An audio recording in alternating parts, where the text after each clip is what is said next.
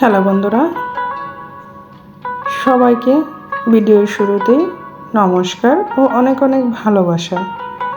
কাছে কিংবা দূরে যে যেখান থেকে এই মুহূর্তে আমার ভিডিওটি দেখতেছ, সবাইকে অনেক অনেক ধন্যবাদ।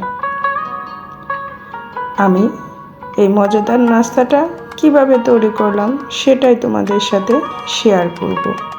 এই নাস্তাটা খেতে এত সুস্বাদু, একবার না খেলে বুঝতেই পারবে না। আর তৈরি করাটাও খুবই সহজ। ঘরে থাকা উপকরণ দিয়ে এই মজাদার নাস্তাটা খুব সহজেই তৈরি করা যায়। আর ছোট থেকে বড় এভাবে নাস্তা তৈরি করলে চেটেপুটে খাবে। একবার খাওয়ার পরে বারবারই রিকোয়েস্ট করবে বানিয়ে দেওয়ার জন্য। আমি এখানে ব্রেড নিয়েছি প্রায় 10 থেকে 12 পিসের মতো।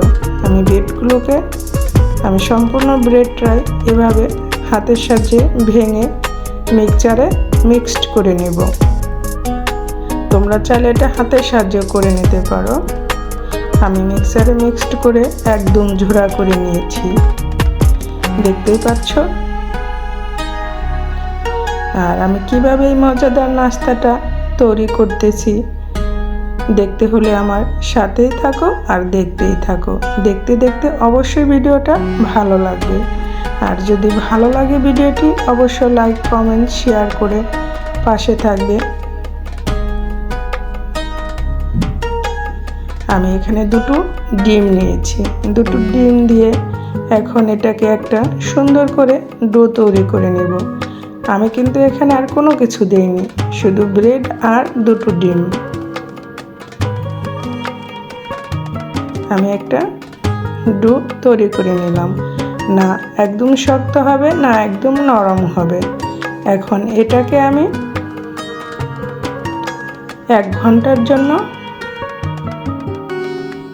ঢাকনা দিয়ে ঢেকে রেস্টে রেখে দেব।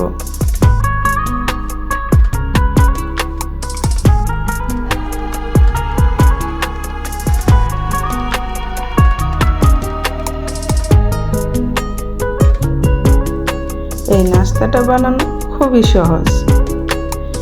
আর এখানে আমি তৈরি করে নিচ্ছি নাস্তার ভিতরে যে পুর দিব সেটা। এখানে নিয়েছি পেঁয়াজ কুচি, অল্প পরিমাণ রসুন কুচি, আর ধনেপাতা আর কাঁচামরিচ আর চিজ গ্রেট করে নিয়েছি। আমি একটা পেঁয়াজ নিয়েছি আর বড় রসুনের 3 কোয়া রসুন নিয়েছি। আর ঝালটা আপনাদের স্বাদ মতো দিবেন। আমি এখন ডোটাকে ভালো করে মেখে নিচ্ছি, একদম সফট করে সুন্দরভাবে স্মুথ একটা ডো তৈরি করে নিতে হবে। আর আমি এখানে দিয়ে দিচ্ছি তিল। তিলটা দিলে নাস্তার স্বাদটা আরও বেড়ে যাবে। আমি তিল দিয়ে ডোটাকে আবার মেখে নিচ্ছি।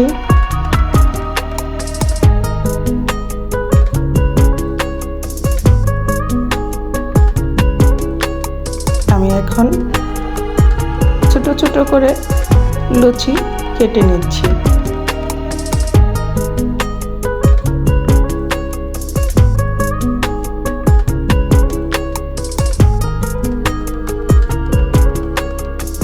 সবগুলো লুচি কেটে নিয়েছি। আর এখানে আমি নিয়েছি চিকেন। আমি চিকেনটা প্রেসার কুকারে সিদ্ধ করে নিয়েছি। আর চুলায় প্যান বসিয়ে আমি এখন এটাকে দিয়ে দিলাম পেঁয়াজ কুচি, রসুন কুচি, ধনেপাতা, কাঁচামরিচ কুচি, আর দিয়ে দিব 1 টেবিল চামচ ধনিয়া গুঁড়া, আর দিয়ে দিচ্ছি অল্প পরিমাণ ভাজা জিরার গুঁড়া। আর এখন দিয়ে দিচ্ছি যে চিকেনটা আমি সিদ্ধ করে নিয়েছিলাম সেটাকে আমি হাতের সাহায্যে চটকে ছাড়িয়ে নিয়েছি চিকন চিকন করে। আর দিয়ে দিলাম স্বাদ মতো লবণ। এটাকে এখন নেড়েচেড়ে ভেজে নিচ্ছি। এটাকে আমি খুব বেশি সময় ভাজবো না, 2 থেকে 3 মিনিট সময় এটাকে নেড়েচেড়ে ভেজে নেব। আর এখন দিয়ে দিচ্ছি এখানে টমেটো সস।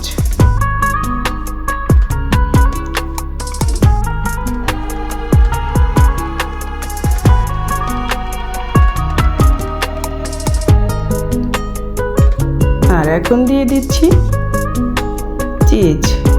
চিজটা দিয়ে আমি চুলার আঁচটা নিভিয়ে দেব। নিভিয়ে দিয়ে এটাকে নেড়েচেড়ে এখন চুলা থেকে নামিয়ে নেব।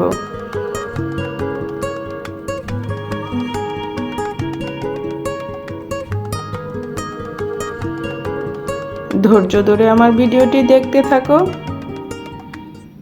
নাস্তার রেসিপিটা খুবই মজাদার।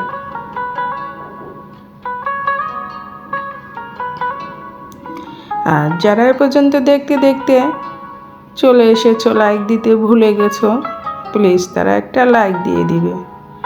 আমি এখন এই লুচিগুলো দিয়ে ছোট্ট করে সুন্দর করে একটা বাটির মতো তৈরি করে নিচ্ছি। কিভাবে তৈরি করতেছি আমি সেটাই দেখতে থাকো।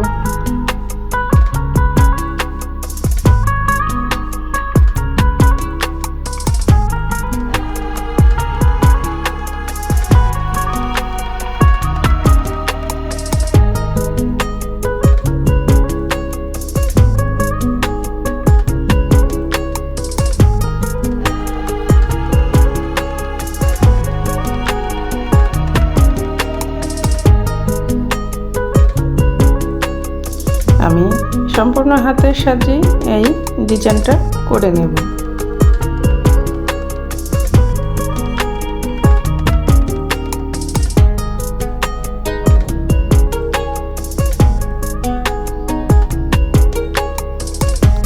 আমি 3টা বানিয়ে দেখাচ্ছি, আর বাকিগুলো আমি অফ ক্যামেরায় বানিয়ে নেব।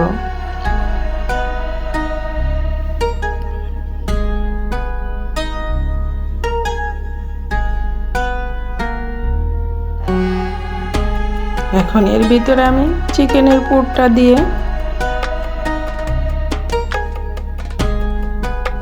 দুপাশ থেকে এভাবে বন্ধ করে দেব এবং এর মাথার অংশটা আমি হাতের আঙুলের সাহায্যে চেপে একদম পাতলা করে নেব।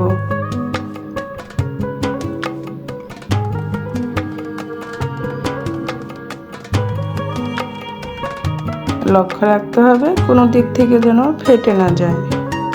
আমি এখন হাতের সাহায্যে এটাকে ডিজাইন করে নিচ্ছি। একদম কুলি পিঠার মতো শেপ দিয়ে এটাকে বানিয়ে নিলাম।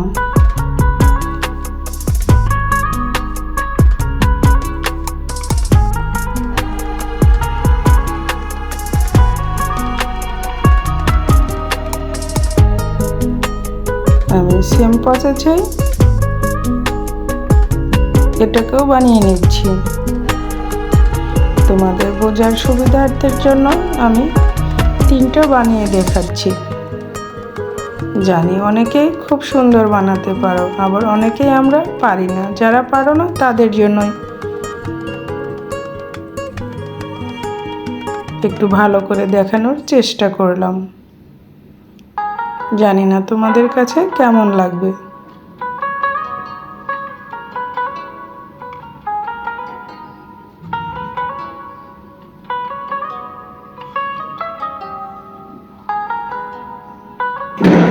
সবগুলো বানানো হয়ে গিয়েছে।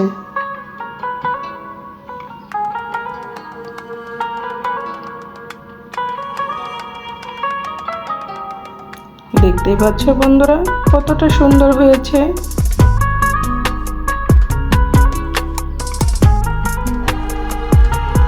আর আমার মামুনিরা তো রান্না করে একটু পর পর ঘুরঘুর করতেছে কখন হবে। এখন চুলায় একটা কড়াই বসিয়ে নিয়েছি।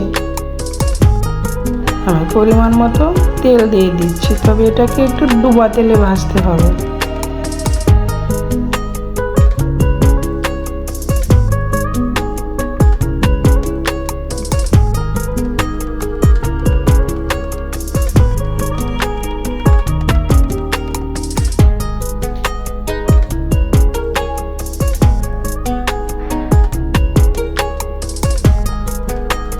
আমি অল্প করে দিয়ে দিলাম। সবগুলো একসাথে দিয়ে ভাজতে গেলে ভেঙে যাবে।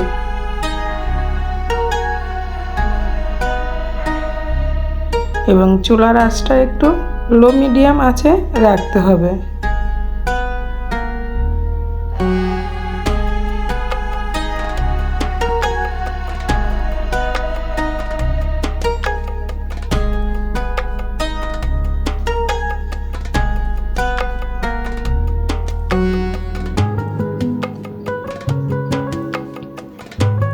আমি উল্টিয়ে পাল্টিয়ে এভাবে ভেজে নিচ্ছি।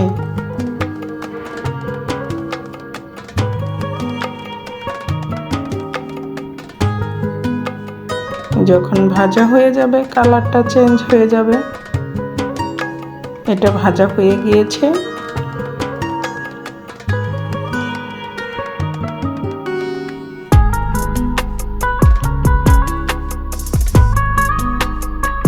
এখন আমি সম্পূর্ণগুলো তেলটা ঝরিয়ে চুলা থেকে নামিয়ে নেব।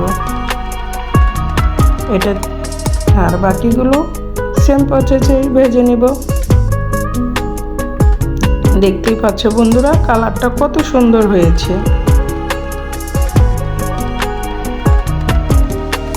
আর নাস্তাটা বানানো তো দেখতেই পেলে কতটা সহজ। ঘরে থাকা উপকরণ দিয়েই ঝটপট এমন একটা মজাদার নাস্তা তৈরি করে নিতে পারো।